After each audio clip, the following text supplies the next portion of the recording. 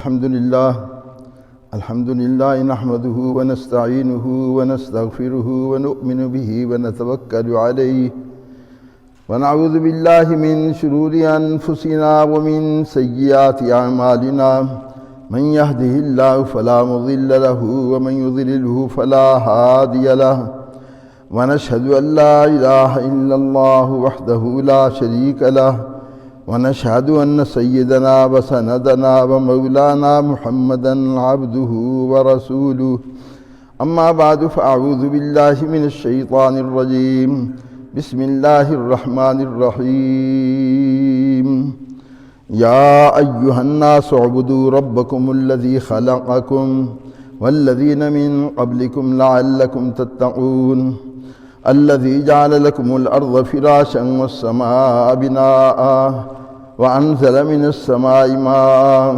فأخرج به من الثمرات رزقا لكم فلا تجعلوا لله أندادا وأنتم تعلمون وإن كنتم في ريب مما نزلنا على عبدنا فأتوا بسورة من مثله وادعوا شهداءكم من دون الله إن كنتم صادقين قال تعالى واستعينوا بالصبر والصلاة وإنها لكبيرة إلا على الخاشعين قال تعالى إياك نعبد وإياك نستعين اهدنا الصراط المستقيم صدق الله العظيم وصدق رسوله النبي الكريم ونحن على ذلك لمن الشاهدين والشاكرين والحمد لله رب العالمين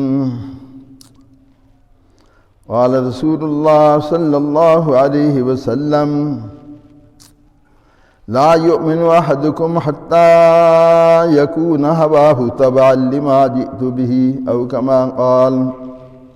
ایک دفعہ درود شریف پڑھ لیں. اللہم صلی علی سیدنا و مولانا محمد وعلی آل سیدنا و مولانا محمد وبارک وسلم صلی علیہ. حضرات محترم، قرآن پاک کی چند آیات تلاوت کی گئی ہیں اور ایک حدیث بھی پڑھی گئی ہے. بات کرنے کا مقصد یہ ہے کہ ہم دنیا میں کیوں آئے ہیں اور قرآن ہم سے کیا چاہتا ہے، قرآن مجید، اور ہم کیسے زندگی گزاریں. اس بات کی ضرورت ہے. بار بار یہ بات کہی جاتی ہے کہ ہم تقریریں سننے کے لیے آتے ہیں، صرف سننے تک محدود رکھتے ہیں، بس یہ جا کر تقریر سن لیں، آگے ہم کوئی ارادہ نہیں کرتے. حالانکہ ہم جب بھی کوئی دین کی بات سنیں، غور سے سنیں، اس پر عمل کرنے کی کوشش کریں، پھر لوگوں تک بھی پہنچانے کی کوشش کریں. یہ مقصود ہے دین کی بات سننے کا. یہ حق ادا تب ہوتا ہے. خیال یہ ہوا کہ شروع سے ہی بعض مقامات قرآن پاک کے بیان کیے جائیں.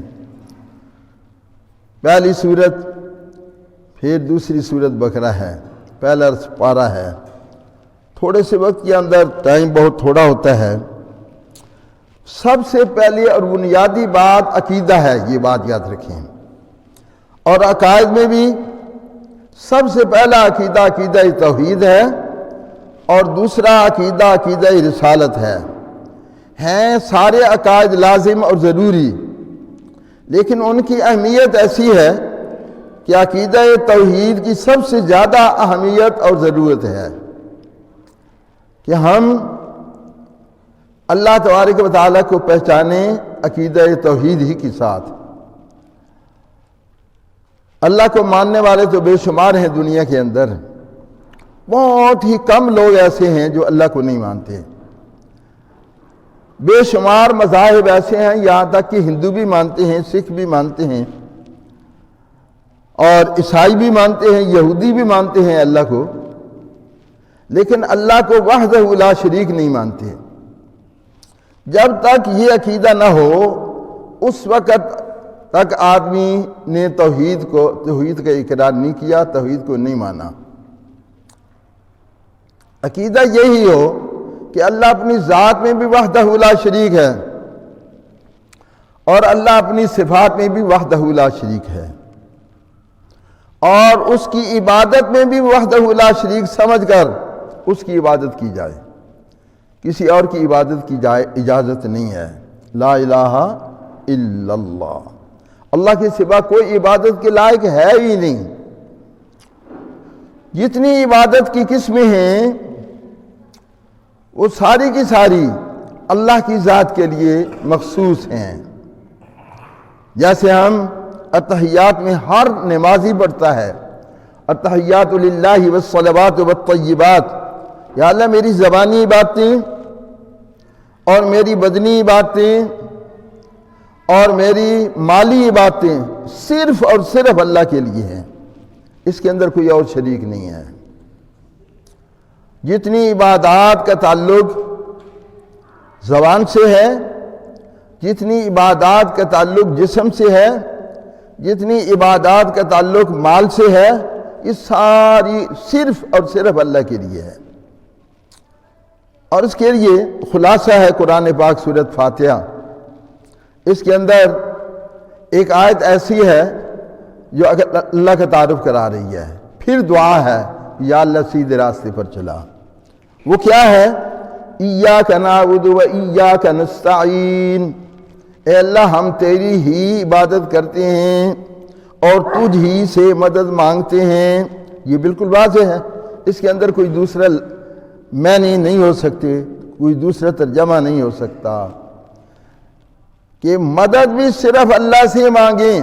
یہ جو مدد ہم ایک دوسرے کی کرتے ہیں یہ اسباب کے تحت ہے، ظاہری اسباب، جی یہ کسی کو کوئی بوجھ ہے اٹھوا دیا، کسی سے کوئی مالی طور پر کوئی تعاون کسی نے کر دیا، یہ ظاہری اسباب ہیں۔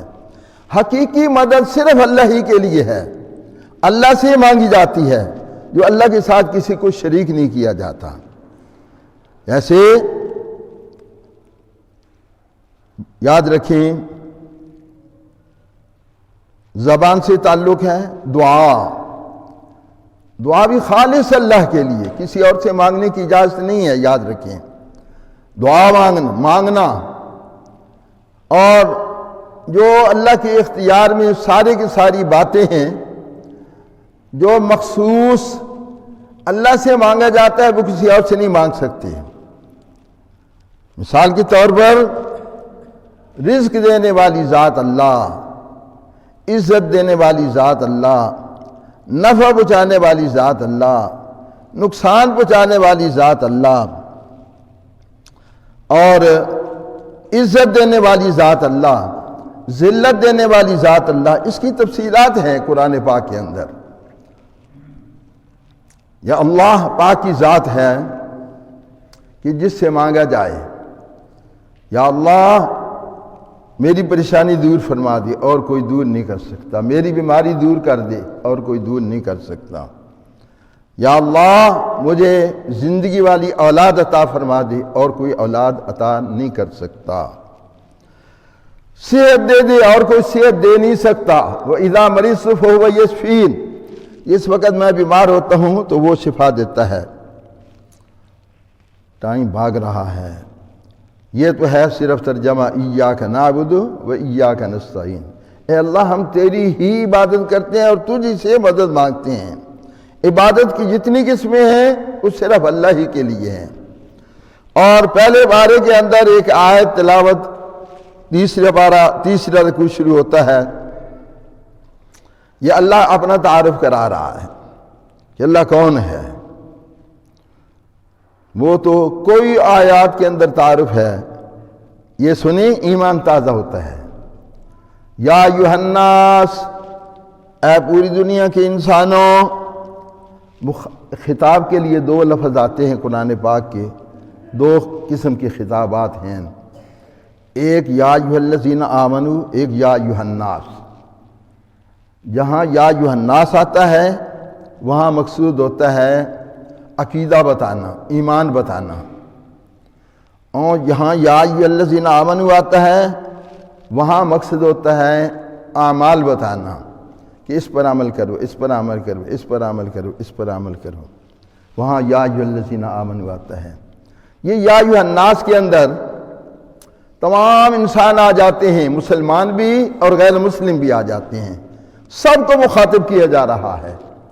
یا ایھا الناس، اے انسانوں، اعبدوا ربکم، کوئی بھی ہو، چاہے ہندو ہے، سکھ ہے، اور چاہے وہ عیسائی ہے، یہودی ہے، کسی مذہب سے تعلق رکھتا ہے، اگر وہ کامیاب ہونا چاہتا ہے تو وہ صحیح لائن پر آ جائے۔ وہ صحیح لائن کون سی ہے؟ اعبدوا ربکم، اپنے رب کی عبادت کرو۔ اور اس کی دلیل دی۔ پہلی بات، رب ایک دلیل ہے۔ کون سی دلیل؟ پالنے والا، الحمدللہ رب العالمین، تمام تعریفیں اس اللہ کے لیے ہیں جو تمام جہانوں کا پالنے والا ہے۔ تو چونکہ پالنے والی ذات اللہ ہے، اسی کو رب کہا گیا ہے، اس لیے یہ بات کہی گئی، یا ایھا الناس اعبدوا ربکم، اے انسانوں اپنے رب کی عبادت کرو، کیونکہ پالنے والا جو ہے وہی عبادت کے لائق ہے، کوئی اور عبادت کے لائق نہیں ہے۔ دوسری دلیل، الذی خلقکم، جس نے تمہیں پیدا کیا۔ یہ ایک چونٹی سے لے کر اور ایک جراثیم سے لے کر ہاتھی تک، بلکہ اس سے بھی بڑی مخلوق تک، اللہ خالق کل شیء، ساری کائنات کو بنانے والا اور پیدا کرنے والا اللہ ہے۔ اور اے انسان، تمہیں بھی پیدا کرنے والا اللہ ہے، اور کس سے؟ گندے قطرے سے۔ خلقنا الانسان من سلالۃ من طین ثم جعلناہ نطفۃ فی قرار مکین ثم خلقنا النطفۃ علقۃ فخلقنا العلقۃ مضغۃ فخلقنا المضغۃ عظاما فکسونا العظام لحما ثم انشأناه خلقا آخر فتبارک اللہ احسن الخالقین، کہ ایک بجتے ہوئے گارے سے تمہیں پیدا کیا۔